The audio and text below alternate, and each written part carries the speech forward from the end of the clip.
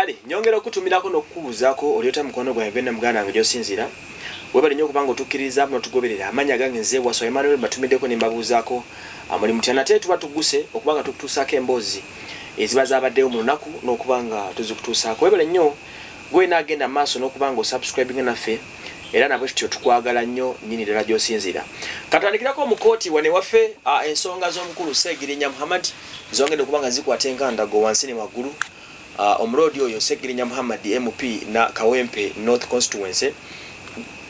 Onakula ggulo omulamuzi yabagambye bagumiikirizeemuko olwaleero ensonga ziddemu zikwajje era bwe tutezirudde omukulu Kidandala Sulaiman n'azambalira ku mugongo ne bannamateeka be ne bagenda batunke ne Ssegirinya Muhammad mu kooti. Onakula ggulo Electoral Commission nga omuvunaanwa owookubiri mu musango guno byekimuvunaanywa Electoral Commission bulagajjavu na kuwandiisa muntu atayina biwandiiko kugenda kola kikukakasa bintu bya muntu atayina biwandiiko byakusoma.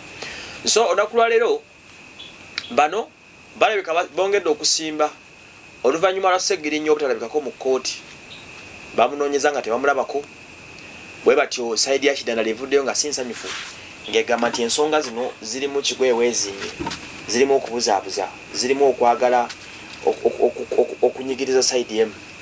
N'agamba naye bo tebagenda kupowa bagenda kukola kyonna ekisoboka basobole okubanga bafuna justice ku sayidi eyo. Okusinziira ku Kidandala agamba nti kyali vivid and clear.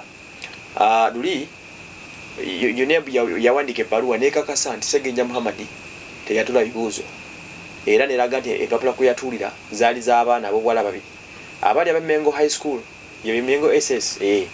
Katusona bagamba nti kati ekyo kyali clear lwaki ababuzaabuza. Kati jjukira Kidandala afunyemu obuzibu n'omusango guno butya olw'ensonga nti Electoral Commission ekitongole kinene nnyo tekyagala kukkiriza kukikuba mu mbuga z'amateeka na kukisingisa musango nti kyagayaala.